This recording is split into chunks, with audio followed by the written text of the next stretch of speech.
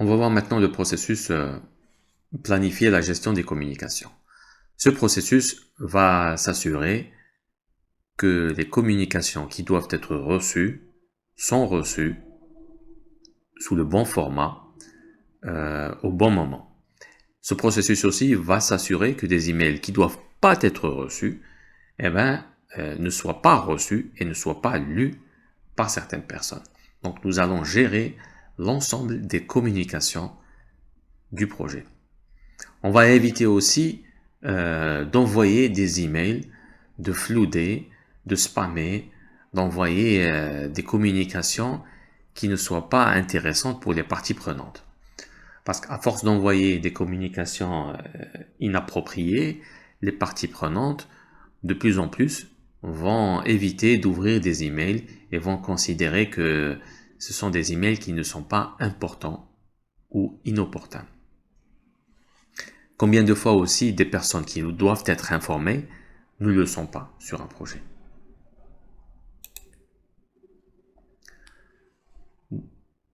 Donc, c'est le seul processus de planification de la communication qui est lié au groupe de processus planification. C'est-à-dire que c'est le seul processus qu'on exécute au moment de planifier la communication. De toute façon, la communication et les parties prenantes sont deux processus très liés. Nous communiquons pour engager positivement les parties prenantes, et pour engager les parties prenantes, nous avons besoin d'une bonne communication. Donc, en donnée de sortie de ce processus, on va avoir le plan de gestion de la communication. C'est-à-dire que, par exemple, pour chaque message, on va dire qui est l'émetteur, qui sont les destinataires, pour éviter d'envoyer le message à d'autres destinataires, par quelle méthode on doit envoyer ce message et à quelle fréquence. Et on peut même zoomer par destinataire. On peut même zoomer par destinataire ou groupe de destinataires, de telle manière que le même message, envoyé par le même émetteur, on n'utilise pas la même méthode et la même fréquence pour tous les destinataires. Donc ce plan, on va y détailler les exigences, les informations à communiquer, la langue, le format, le contenu. Ça c'est juste un modèle. Il faudra utiliser votre propre modèle. Quel est le processus d'escalade? Quand il y a un problème, qui doit-on contacter? Par quel moyen? Quelle est la raison? À quel intervalle et fréquence? Qui est responsable de la communication? Est-ce qu'il y a des personnes chargées d'autoriser certaines communications? Surtout pour les communications à l'extérieur de l'équipe projet. Qui sont les destinataires, les méthodes, les technologies, le diagramme de flux d'informations, par quelle étape passe l'information? Est-ce qu'il passe par des approbations? Est-ce qu'il y a des contraintes réglementaires en termes de confidentialité, en termes d'archivage de l'information? Et puis, on peut être amené, bien sûr, à mettre à jour le plan des parties du plan de management du projet, comme le plan d'engagement des parties prenantes. Comme on l'a dit, nous sommes en train de communiquer pour engager positivement les parties prenantes dans l'intérêt du projet. Donc forcément, si on a un plan de communication, on va affecter le plan d'engagement des parties prenantes. On peut aussi mettre à jour l'échéancier du projet, rajouter des dates de communication clés, des dates d'événements clés, et forcément modifier le registre des parties prenantes en rajoutant certaines parties prenantes qui seront affectées ou en indiquant de quelle manière les parties prenantes seront contactées.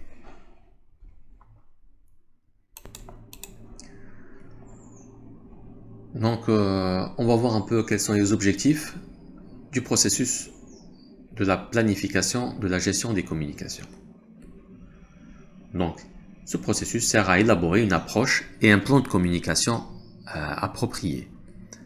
On va adapter aussi la communication à chaque partie prenante ou groupe de parties prenantes et on va avoir une approche qui est documentée et qui permet d'engager les parties prenantes de manière efficace et effective. On va aussi envoyer les informations pertinentes en temps opportun. Alors, cette communication, elle touche bien sûr l'équipe, le client, le sponsor et le reste des parties prenantes. Et puis aussi, dans certains cas, ceux qui gèrent le portefeuille, le programme et les autres chefs de projet. La communication affecte aussi même le PMO quand il existe, par exemple pour lui envoyer les leçons apprises. Alors, comme élément important, le plan doit être révisé régulièrement et modifié si nécessaire, parce qu'on a fait un plan, mais après sur le terrain, on va voir si notre plan est en train d'engager positivement les parties prenantes. Le plan peut changer d'une phase à une autre, les besoins peuvent changer. Donc c'est un document qui est mis à jour régulièrement. Et il est modifié s'il y a un changement de communauté des parties prenantes et au début de chaque phase. Très tôt, on élabore ce plan parce que on identifie et on élabore le plan rapidement dans le projet. C'est pour un peu limiter et faire engager les parties prenantes au plus tôt. On a vu aussi que les parties prenantes ont un plus grand pouvoir au début du projet plus qu'à la fin du projet. C'est pour ça qu'on essaie de les détecter très rapidement et de les engager très tôt sur le projet. Il y a aussi ce qu'on appelle les 5 C de la communication. Donc une communication doit être correcte, elle doit être concise, on ne met que ce qui est nécessaire, doit être clair, compréhensible par tout le monde, cohérente, donc cohérente avec les communications précédentes aussi, et doit être contrôlée et maîtrisée. Donc ce processus va nous donner en sortie un plan de gestion des communications, et on peut mettre à jour le plan d'engagement des parties prenantes. Ces deux plans font partie du plan de management du projet, et on peut mettre à jour par exemple l'échéancier du projet avec des dates clés. Et ces documents font partie des documents du projet. Donc on a besoin de la charte du projet, bien sûr, comme le reste des plans. On a besoin aussi du plan de gestion des ressources. Le plan de gestion des ressources, on peut y trouver des conseils sur la façon, par exemple, dont les ressources de l'équipe sont classées, comment ils sont affectés, comment ils sont gérés, libérés. Donc on peut voir sur le plan de gestion des ressources un découpage des ressources. Ça nous permet un peu de mieux cibler certains groupes de parties prenantes. Le plan aussi, il peut décrire un peu quels sont les besoins de communication pour gérer les ressources. Et bien sûr, le plan d'engagement des parties prenantes. Quel est notre plan pour faire en sorte d'amener les parties prenantes positivement? Donc on a besoin de communiquer avec les parties prenantes pour les amener positivement aussi. Donc on a besoin aussi de la documentation des exigences pour savoir qu'est-ce qu'on va communiquer aussi. Donc les exigences, on peut y trouver ici une liste d'exigences en matière de communication. Et on peut trouver aussi avec les parties prenantes, quand on recueille les parties prenantes, leur poids, leur pouvoir, leur intérêt sur le projet. Ça nous aide à mieux définir le plan de communication. Les outils et techniques, je préfère les voir sur les slides suivants. Donc, on va utiliser le jugement à dire d'experts, peut-être des experts en communication, par exemple, ou des experts qui connaissent un peu le pouvoir qui influence qui dans l'entreprise. Ça aussi, ça peut nous servir sur le plan. Et on va analyser les exigences en matière de communication. On va voir les exigences des parties prenantes, quel est le nombre de voies ou de canaux potentiels de communication. On va analyser les organigrammes. On va voir quelle est l'approche de développement. Dans les projets agiles, il y a énormément de communication. Il y a, si on utilise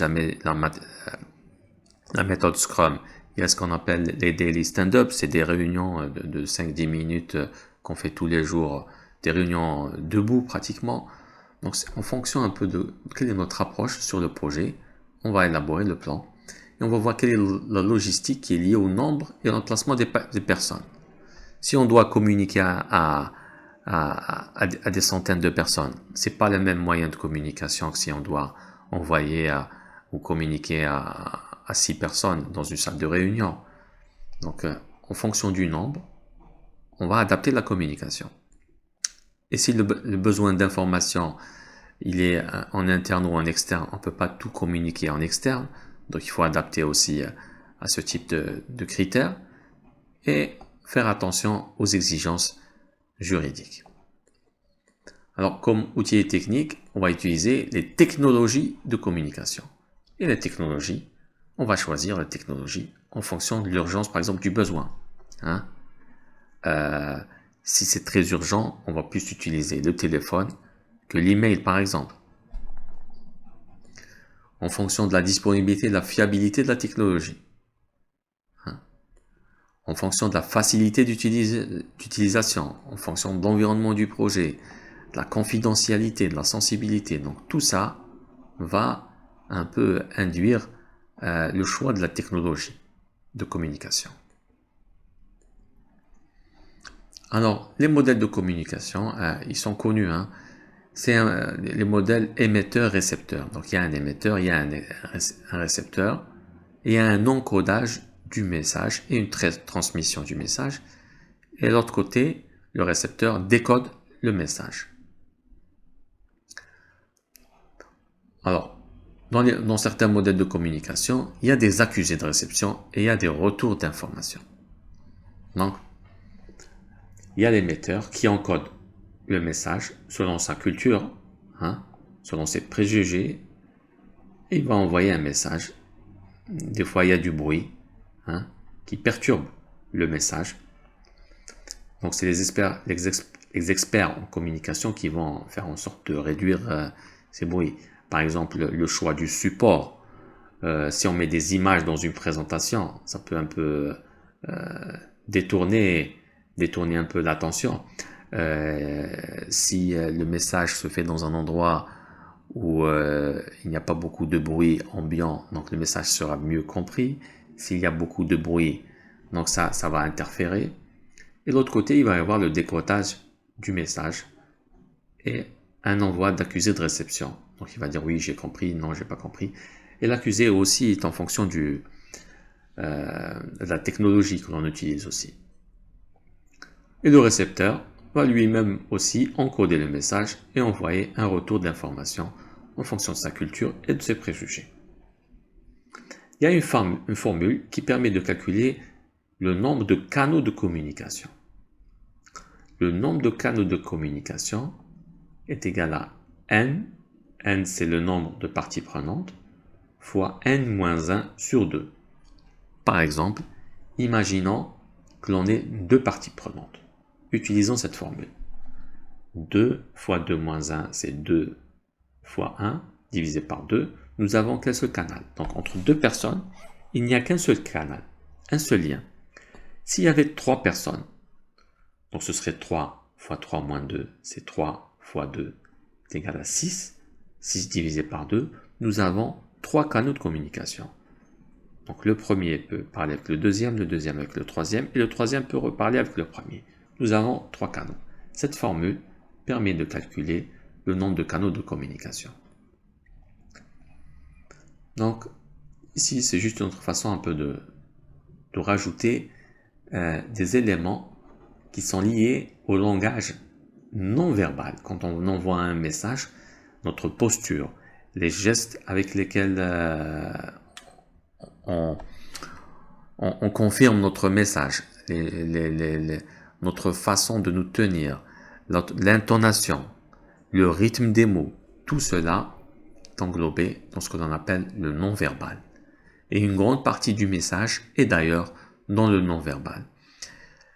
L'écoute active désigne le fait de reformuler un peu le message pour s'assurer qu'il a bien été compris par les deux parties.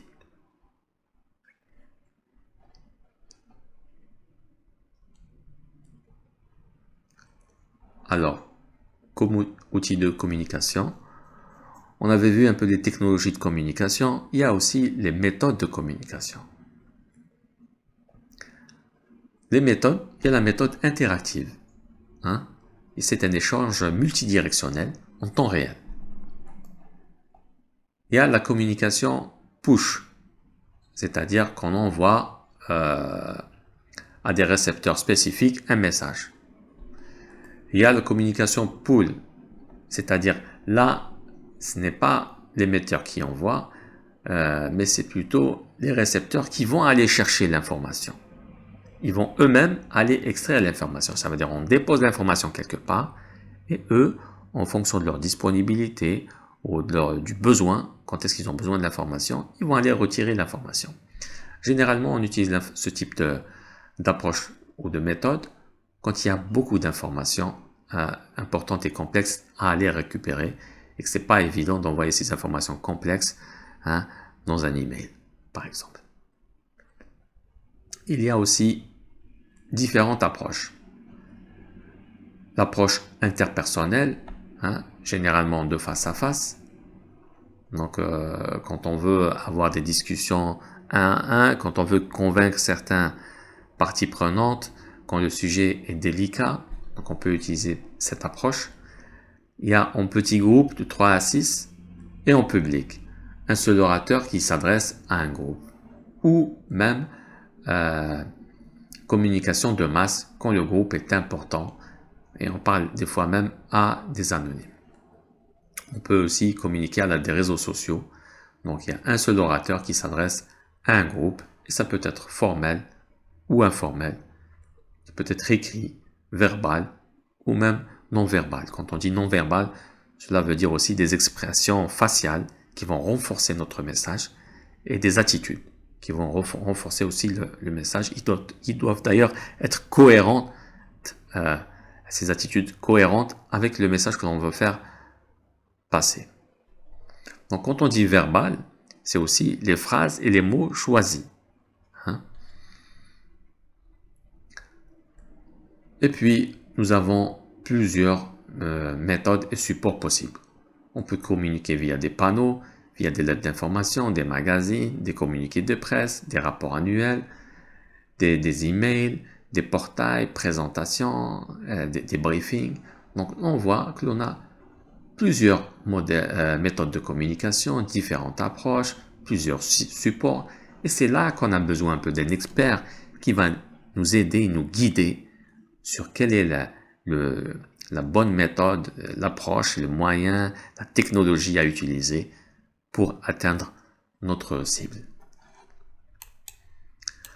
Alors, il est intéressant de rajouter aussi que la communication peut être formelle ou informelle, elle peut être verbale ou écrite.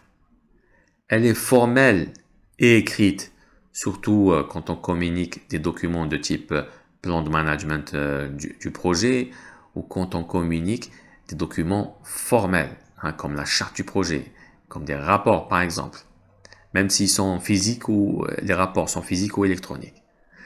La communication, elle peut être formelle mais non écrite, elle peut être verbale, formelle et verbale, par exemple dans de réunions planifiées, quand on fait des briefings à des parties prenantes, mais on peut utiliser aussi une communication informelle. Elle peut être informelle et écrite, par exemple dans le cas d'email, de notes écrites, de messagerie instantanée, de réseaux sociaux, de sites web. On peut même utiliser ce type. Mais elle peut être aussi informelle et verbale. Par exemple, quand on fait des réunions qui ne sont pas planifiées, les conversations que l'on a tous les jours, ça c'est des communications informelles et verbales. Et on peut adapter le type de communication au type de document. Plus le document nécessite une formalité, plus il va être forcément peut-être formel, plus il faut garder une trace, plus il va être écrit, plus ça ressemble à des débriefings, à des réunions, à des conversations, plus ce sera de type verbal. Alors, aussi comme outil et technique, on a besoin de compétences interpersonnelles et d'équipe, encore plus qu'ailleurs, forcément. On va évaluer quels sont les styles de communication à privilégier. Il faut comprendre un peu, il faut avoir une conscience politique, comprendre un peu les rapports de force, formels et informels. Hein. Il faut avoir aussi une conscience culturelle, comprendre les différents groupes, comprendre les différentes personnes. Entre des régions, entre des régions différentes, le même mot, le même message peut être compris de manière très différente. Hein. Il faut faire attention à ça. Et puis on va représenter des données en utilisant par exemple une matrice d'évaluation d'engagement des parties prenantes. Alors cette matrice est intéressante dans le fait que on peut ici mettre la liste des parties prenantes, mettre quel est leur état par rapport au projet. Hein. On peut découper cet état en 5 états. La partie prenante peut être inconsciente par rapport au projet. Elle peut être résistante, elle est contre le projet, peut être neutre, n'a pas d'avis ni positif ni négatif par rapport au projet. La partie prenante peut supporter le projet, donc elle a des a priori positifs par rapport au projet, et il peut être même leader sur le projet. Ça veut dire qu'il est en train de faire un travail pour ramener toutes les autres parties prenantes à supporter le projet. Et à côté de chaque partie prenante, on peut mettre C ou D. C veut dire en anglais current, ça veut dire l'état actuel, et D, l'état désiré. Par exemple, la partie prenante 1 est inconsciente du projet, mais nous avons envie que cette partie prenante supporte le projet. Donc, on va représenter l'ensemble des parties prenantes et on va voir après quel type de communication va nous permettre de amener la partie prenante de l'état inconscient au fait qu'il supporte le projet. C'est la matrice d'évaluation de l'engagement des parties prenantes. Et on fait ça via des réunions. Donc, pour résumer, en sortie de ce processus, on va avoir le plan de gestion des communications. Maintenant, juste pour donner des exemples, imaginez que vous ayez un plan où il va y avoir des colonnes qui vont, par exemple, dire voici le type d'information, de rapport qu'on peut sortir sur le projet. Ça peut être l'état du projet, ça peut être des rapports, ça peut être des problèmes. Donc on liste un peu quel est le type de données. Le type de données. À côté de cette colonne où on liste le type de données qui sont générées sur le projet, on met à quel moment on doit communiquer sur ces données, sur ces informations, sur ces rapports. Quelle fréquence? On peut dire que c'est à la fin de chaque phase, au début de la phase, on peut dire chaque mois, on peut dire chaque semaine, donc en fonction de votre projet. Une fois que vous avez déterminé quel rapport et information vous devez envoyer quand, vous pouvez aussi rajouter comment. Est-ce que vous allez envoyer un PV, un rapport? Est-ce que vous allez le faire verbalement? Et puis, une fois que vous avez ces 3 colonnes, vous pouvez rajouter des colonnes dédiées à chaque partie prenante. Donc, vous allez lister les parties prenantes sur les autres colonnes et vous allez mettre peut-être des croix devant chaque partie prenante qui est concernée par ce type d'information, de format ou d'envoi.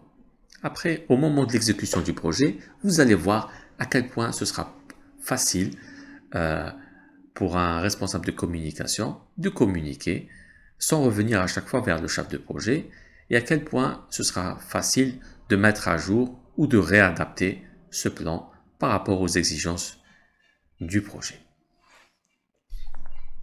Bien évidemment, pour avoir le plan, on a besoin de la charte, du plan de gestion des ressources. On va y avoir beaucoup de tout ce qui est organigramme, besoin en ressources en termes d'information et de communication, et surtout le plan d'engagement des parties prenantes. On a vu qu'on avait besoin d'experts, d'experts qui vont nous donner un peu tout ce qui est conscience culturelle, essayer de comprendre les différences de culture entre les groupes de parties prenantes, comment ils vont interpréter le même message. Des experts qui vont nous apporter tout ce qui est conscience politique, qui influence qui, quels sont les pouvoirs formels et informels dans l'entreprise, et des experts en communication. Et on va analyser toutes ces exigences. On va choisir quelle technologie en fonction de la sensibilité, de l'urgence, de la fiabilité.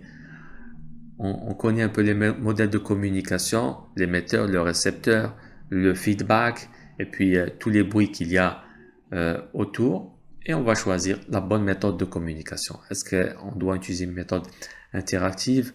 On push, on pull.